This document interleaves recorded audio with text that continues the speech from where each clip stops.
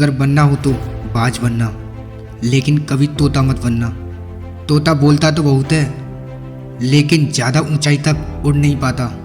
बाज बोलता बहुत कम है, लेकिन सबसे ऊंचाई पर उड़ता है। लेकिन इसकी एक खास बात और है, और बाकी सभी पक्षियों का राजा होता है। आज मैं आपको 5 ऐसे पॉइंट्स बताऊंगा जो कि हर इंसान को बाज से सीखने चाहिए। तो हेलो फ्रेंड्स, आपका स्वागत है डेली इंस्पायर्ड पॉइंट 03 में।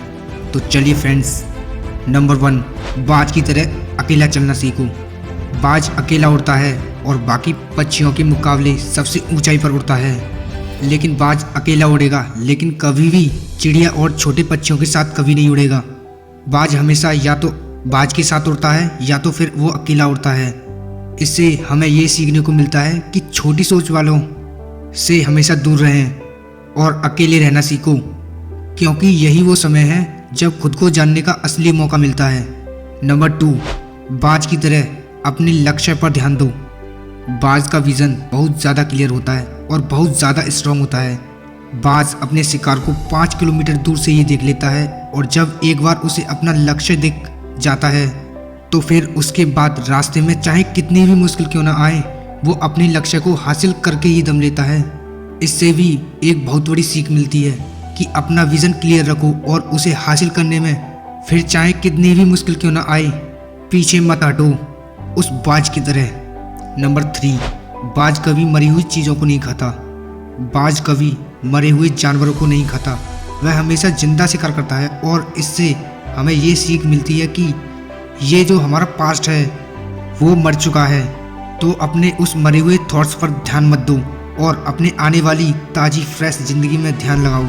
अपने पास्ट की पुरानी यादें जो तुम्हें तंग करती हैं उन्हें वहीं रहने दो जहां उसकी जगह है, और तुम्हारे पास्ट की जगह है। अपने वर्तमान में जगह मत दो, क्योंकि अगर एक बार तुम्हारा पास्ट तुम्हारे प्रेजेंट में आ गया तो तुम्हारा पास्ट तुम्हें कभी तुम्हारे प्रेजेंट में नहीं रहने देगा। पास्ट में तुम्हारे साथ कितना भी बुरा क्यों ना हुआ हो, वो सब यादें और थॉट्स मर चुके हैं। और उस बाज की तरह बनो जो कभी मरी हुई चीज़ों को नहीं खाता। नंबर 4, मुश्किल समय में डरो नहीं। जब आंधी तूफान आती है तो बाज बहुत ज़्यादा एक्साइटेड हो जाता है। जब बारिश होती है जो सारे पक्षी छिप कर बैठ जाते हैं, लेकिन बाज को बहुत मज़ा आता है। जब तेज़ हवाएं चलती हैं तो बाज उन हवाओं के सहारे और तेज़ी से ऊपर की ओर उड़ता है, और ऊपर उड़ते उड़ते इतना ऊपर उड़ जाता है कि बादलों से भी ऊपर पहुंच जाता है। और दोस्तों, इस बात से भी हमें बहुत बड़ी सीख मिलती है कि मुसीबत में भी मज़ा ढूंढो। और नेपोलियन हिल ने एक बार कहा था कि हर बड़ी चुनौती अपने साथ में एक बहुत बड़ा अवसर लेकर आती है। तो उस बाज की तरह तुम भी अपने अवसर को पहचानो, और जिस दिन उन अवसरों को पहचान लिया, फिर सारी मुश्किलें तुम्हारे नीचे होंगी और तुम उन मुश्किलों के ऊपर होंगे। नंबर 5, कंफर्ट जोन से बाहर निकलो।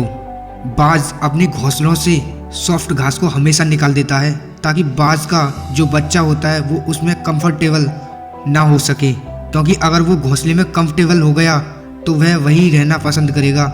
लेकिन बाज ऐसा कभी होने नहीं देता। बाज एक पक्षी है और उसे भी एक बात पता है कि कंफर्ट जोन में कोई ग्रोथ नहीं होती।